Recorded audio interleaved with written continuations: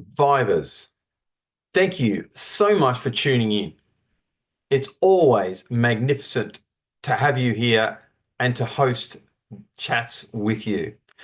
You want to hear this story. It's about inspiration, overcoming adversity, and being a proud Aussie.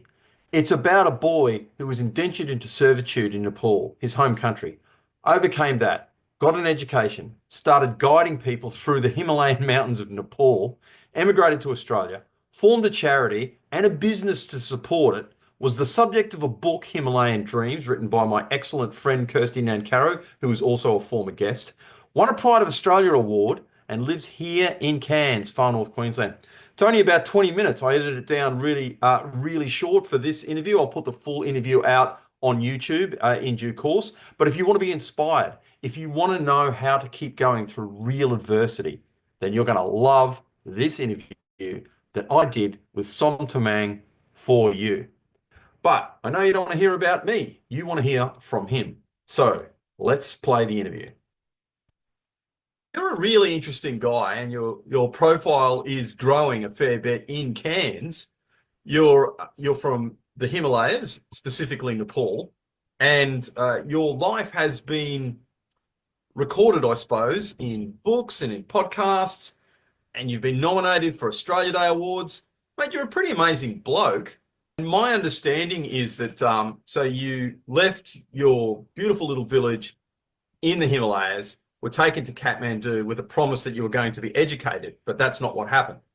Yeah, definitely didn't. And someone, of course, from the neighborhood in my village who used to go to Kathmandu regularly, basically told me, I have people who could adopt me as equal to their children and send to school. And I thought, yeah, why not? So I'd give it a shot. I want to be educated, which I didn't have the school in the village. So I trusted him and packed my bag behind the back of my parents without letting them know and followed this gentleman.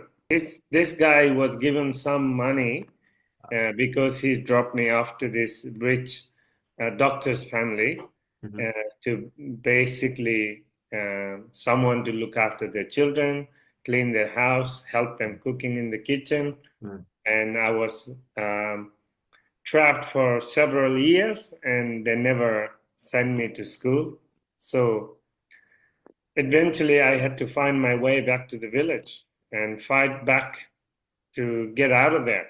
My understanding is, and I need you to correct me anytime I'm wrong, is that this gave you a deep appreciation of the importance of education. Absolutely, 100%. And because there I was told that I would be going to school, but I was just helping this rich family get their children to school and get them ready and cook and clean their house.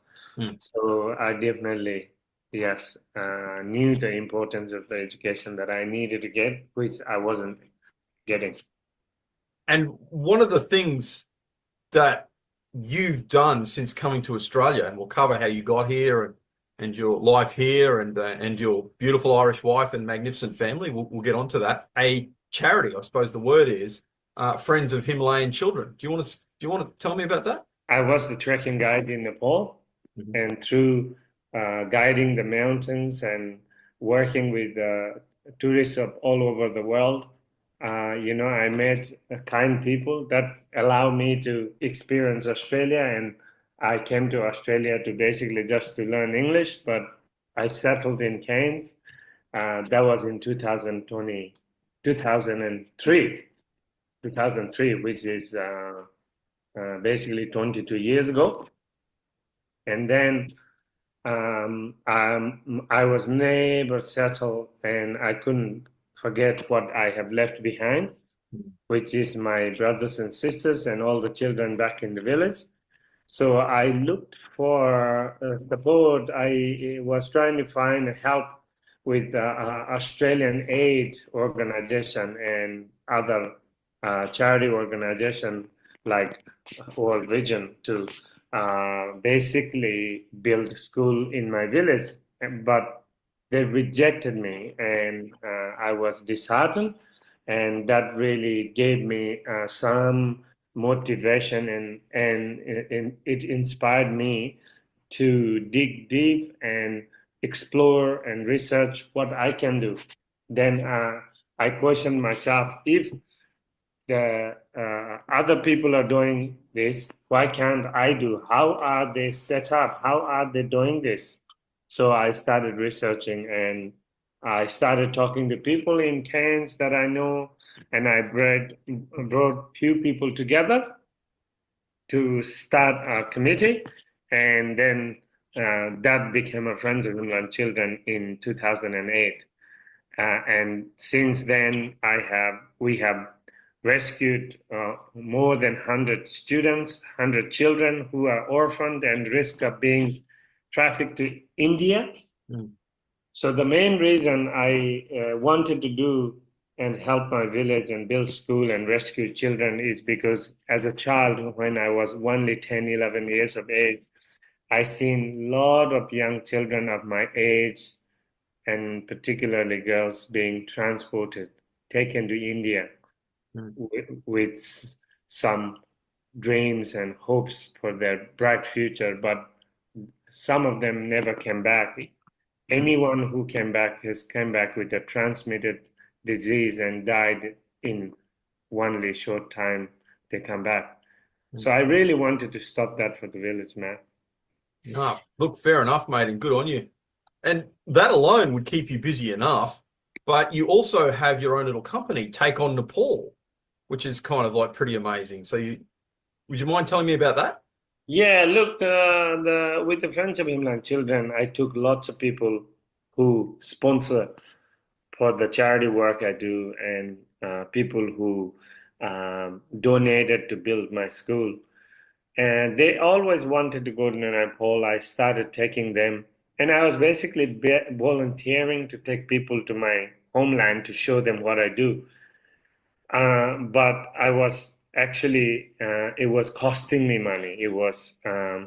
costing me my time. So basically, I had to find a way to make a balance and sustainable. Mm.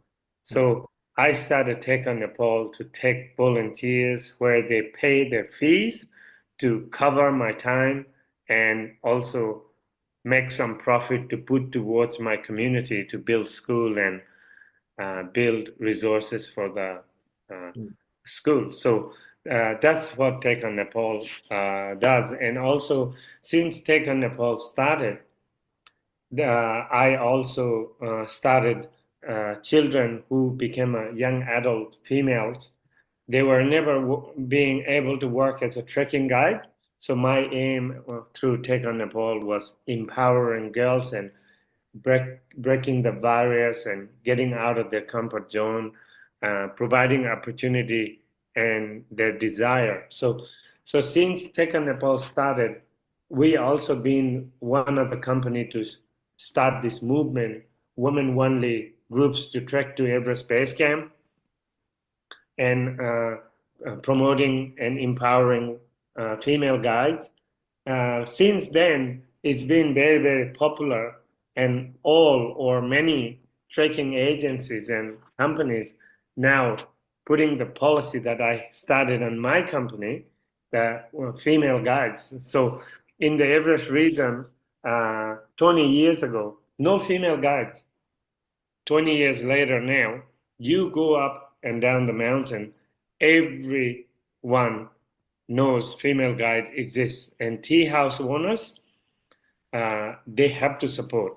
But in the beginning, when I started Tech on Nepal, Mm. they used to say, we don't give tea houses for women coming with Western men as a trekking guide.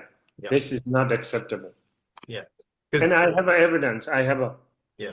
young adult females now who were being told by tea houses, no, not acceptable. They're thinking it's inappropriate for Oh, women women to to be just out of the guide. home. Yeah, they Got should. it. Women should be at home, looking after animal and their children and their family. Hmm. Men should be earning money. Mm. So they haven't thought about any. sexuality or sexual Oh, got it. any behaviors. They're just thinking, as a woman, how dare you out of the house? You're breaking our culture. I don't want to sound too fanboy, mate, but like you really have lived a bit of an incredible life, and we can't talk about you and your achievements without talking about Kirsty Nancaro and the book that she wrote about you, which is kind of like you know, your story and the things that you've achieved. Mate, would you mind telling us about the book and where it can be purchased? Look, book can be bought online, or also if anybody wants to buy book off my hand, I'm always most of the time at the shop at the Himalayan Dreams at the pier, Mhm. at the marina, Shangri-La building at the shopping center there. Mhm. Look, Kirsty this did amazing work capturing all corners of my story, and she has captured everyone and anyone who I have known since very young and covered everything full detail. So Mm. I'm really, really impressed what Kirsty has achieved to do with my book. So I'm really, really thankful.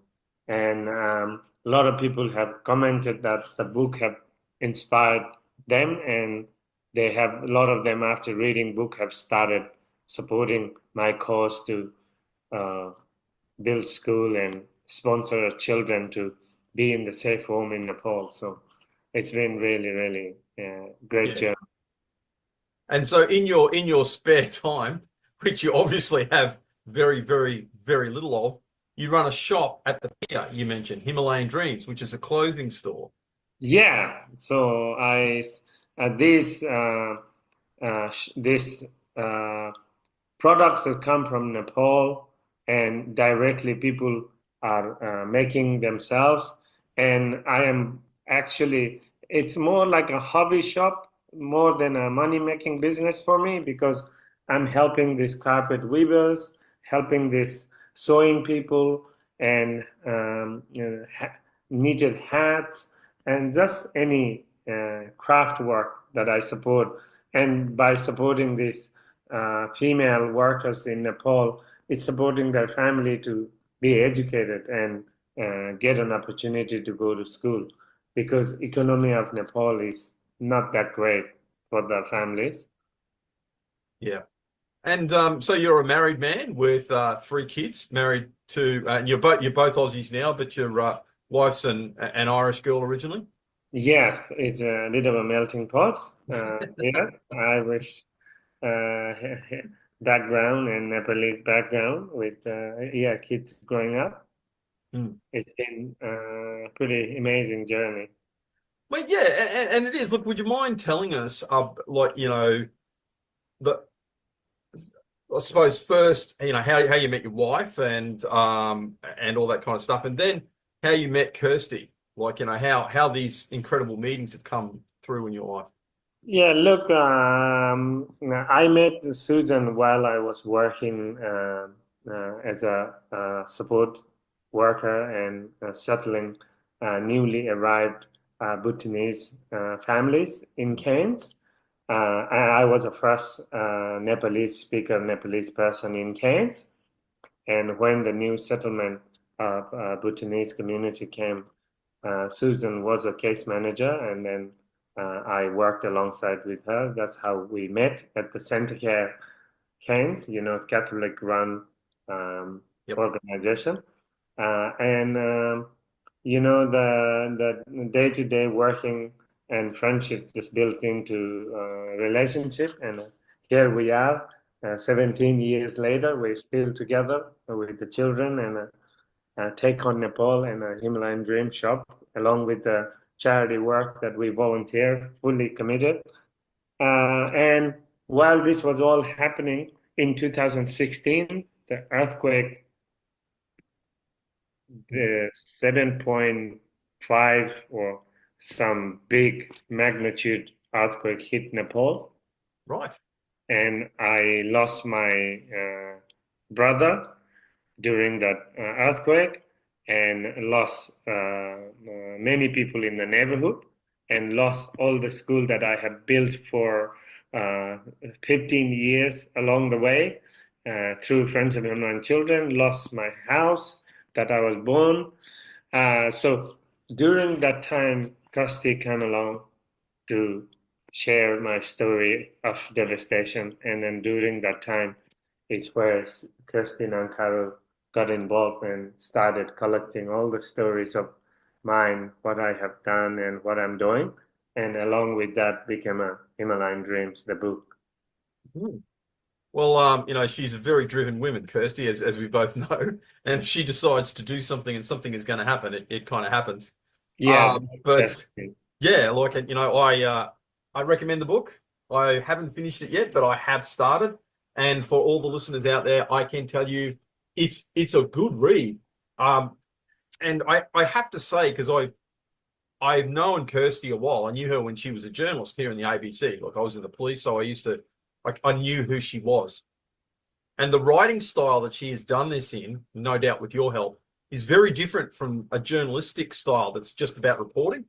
This is a fantastic narrative. You can really feel the story in there, and you feel like you're there. So it's not just the story itself is really cool, who she and was.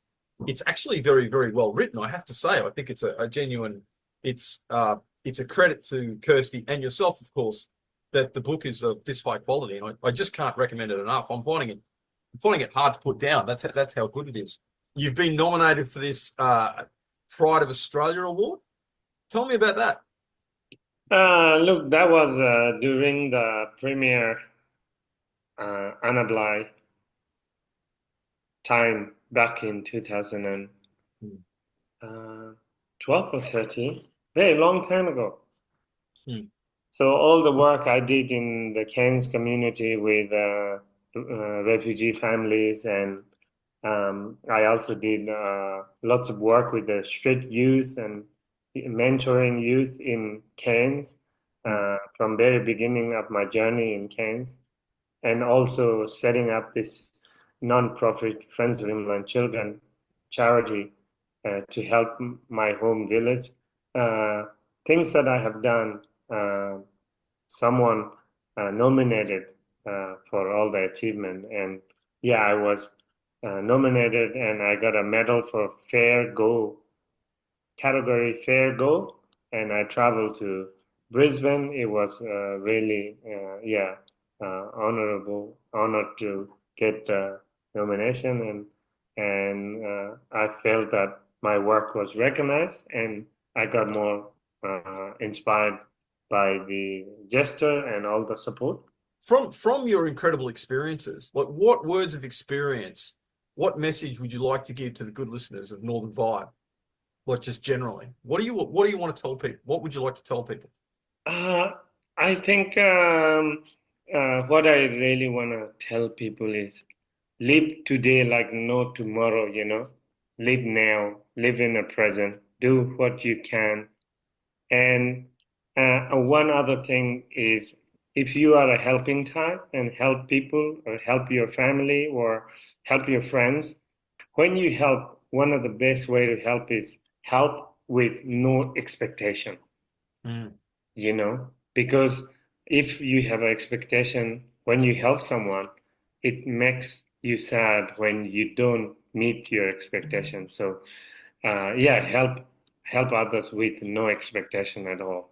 Mm. And of course, if you have a dream to achieve, you know, just don't stop dreaming and start now, act now to get to the place that you want to get to. Basically, Dalai Lama says, never give up. Mm. Mm. No matter what, never ever give up. So I say all these things based my based on my experience. Mm. I say give people with no expectation is because I had expectation. I always hoped that every children I help would help back their family, their friends, and their community, and the charity they got help. But that's not the story. They grew up, they move on, and they have different story. They have different agenda when they are adult. And I had expectation on them, and it hurt me. So after so many of those experiences, I realized those expectation is something that I had to uh, move from my habit, the way that I help. I need to help continually, but without those expectations.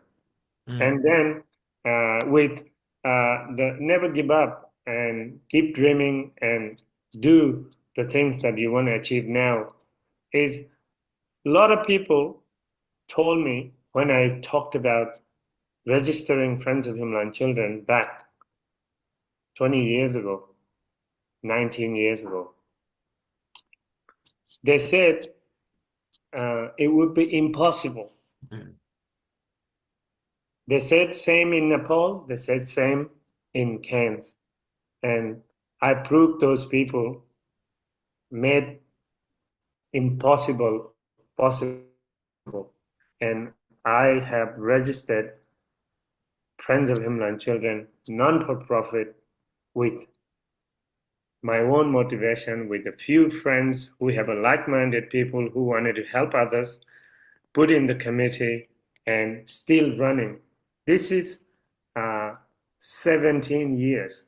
The next on the next audit year in June, July, we are gonna be 18 years since we've been registered, you know. mm. But it's just now making a decision on where I want to lead this to, because 18 years later, I am getting old and losing energy to focus on what is important to keep driving this charity as well. Mm, mm. So that's my advice to people. Never give up Never and give live up. with no expectation. Yep. And just make it happen. Mate, that honestly, that's really cool stuff. And I think that's a really great, and he's not that old, really.